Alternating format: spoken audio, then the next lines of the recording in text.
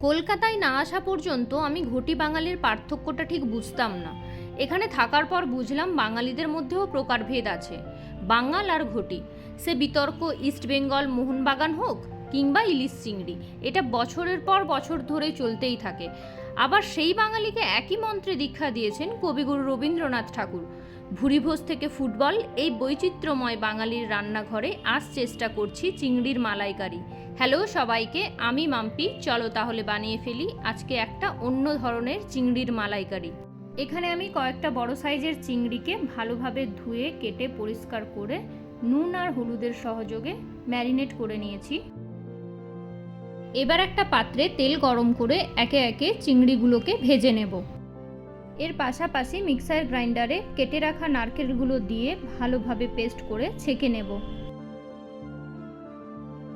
এরপর 2 চামচ কালো সর্ষে, 8 থেকে 10টা কাজু, 50 গ্রাম মতো টক দই আর সামান্য পরিমাণে নুন দিয়ে আরও একটা পেস্ট বানিয়ে নেব।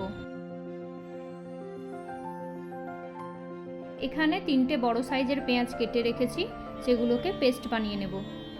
এদিকে চিংড়ি মাছ প্রায় একদম ভাজা ভাজা হয়ে গেছে, এগুলোকে এবার তুলে রাখবো। ওই তেলেই দিয়ে দেব এলাচ, দারচিনি আর লবঙ্গ। একটু নেড়ে চেড়েই দিয়ে দেব পেস্ট করে রাখা পেঁয়াজগুলোকে ভালোভাবে ভেজে নিতে হবে যতক্ষণ না তার গা থেকে জলগুলো শুকিয়ে যায়।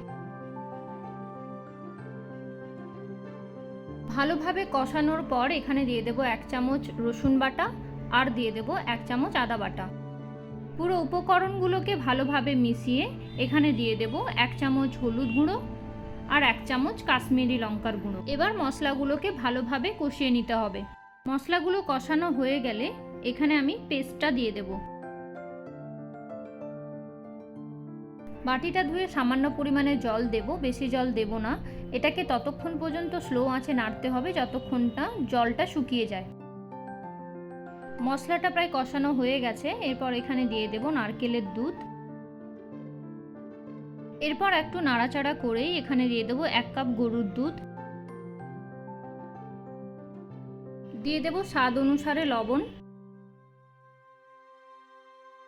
মশলাগুলোকে ভালোভাবে নেড়ে চেড়ে এরপর এখানে দিয়ে দেব ভেজে রাখা চিংড়ি মাছগুলো।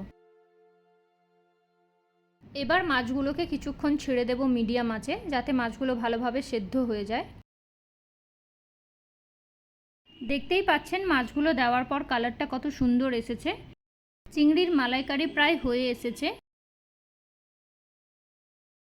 এবার এখানে সামান্য গরম মশলার গুঁড়ো আর সামান্য ঘি দিয়ে হালকাভাবে নেড়ে নিলেই আমাদের চিংড়ির মালাইকারি একদম তৈরি।